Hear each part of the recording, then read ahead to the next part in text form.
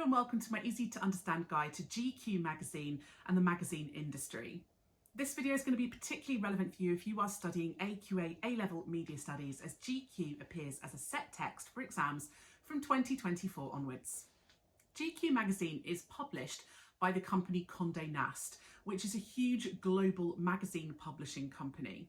Conde Nast is a subsidiary of the parent company Advanced Publications. Advanced Publications print a huge number of magazines. This includes magazines like Vogue, GQ, Glamour and Wired.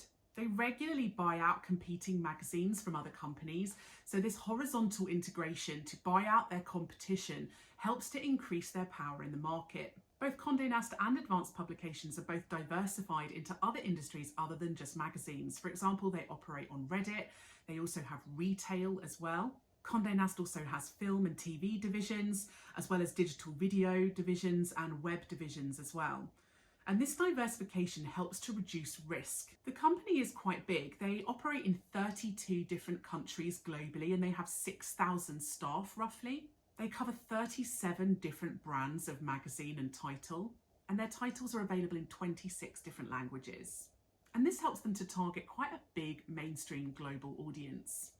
On Conde Nast's website, you can view their company ethos, and this includes things like championing all voices, so making sure that they're kind of quite inclusive in the way that they represent people in the magazine. They talk about being curious and focusing on tomorrow, so having quite a big focus on things like technology in the magazine. Conde Nast like to include lots of stars and celebrities on their magazine front covers, including on GQ.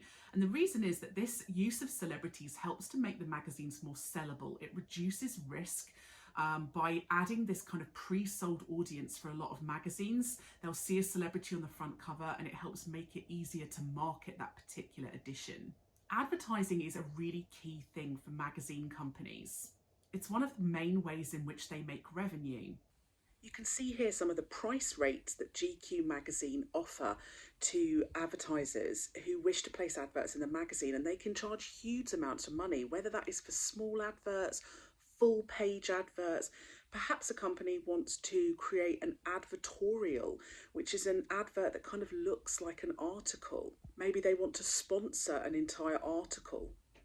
And magazine companies now have had to expand their advertising into digital adverts as well. Don't forget, all of these magazines, including GQ, also now have websites and apps, and therefore there are lots of digital advertising opportunities to be able to place adverts on their website or even on their social media pages.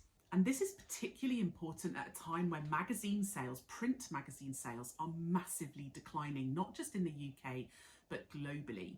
A lot of the things that people used to get from magazines, like entertainment, information, advice, they're now getting online for free from various websites. So magazine sales, circulation and readership are declining across the board for a huge number of titles, not just GQ. Some magazines that Conde Nast have owned have closed completely. So for example, Modern Bride and Gourmet magazine, and they've even sold off some of their magazines to try and get rid of some of the ones that they were worried about. So for example, they sold off Brides magazine and Golf Digest. And this is in an attempt, I guess, to kind of reduce some of their spending and reduce some of the risk they were taking. Sometimes companies like Conde Nast will move magazines completely online and will eradicate the print version. So for example, the Gourmet magazine they used to run no longer has a print version, but does operate online. And lots of magazine companies are having to create online versions, iPad, tablet, phone versions of their magazines to keep up with audience demand. There is a spin-off of GQ called GQ Style, which is available quarterly. Sometimes spin-offs are a good way of capitalising on the success of the original main product.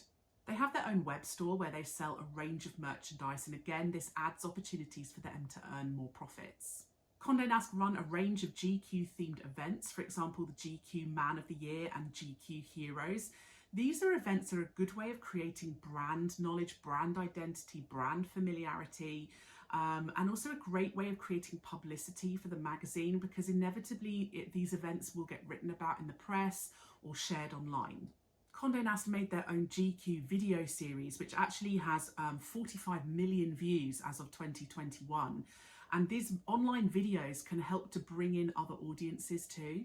On YouTube as well, they do a lot of videos that are there designed to engage audiences. So for example, answering audience questions that have been sent into the magazine. And this helps to drive active audiences who want to hear their voices heard. Of course, it's not just YouTube. GQ magazine also has its own Twitter page, its own Facebook page, TikTok and Instagram.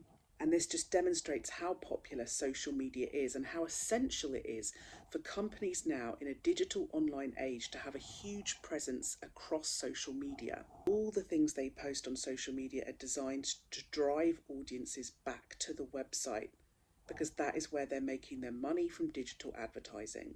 They're using a lot of hashtags in their post in order to cash in on trends online and bring in wider audiences. Conde Nast also know the value of audience data as well, so they offer several incentives to sign up for their newsletter online, and that will give them access to your email address as well as some other data that they can use to help tailor their magazine and website to you.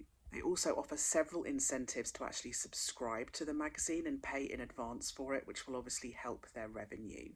So that was my easy to understand guide to the GQ magazine and industry. Don't forget to check out my channel for other videos that might be relevant for you.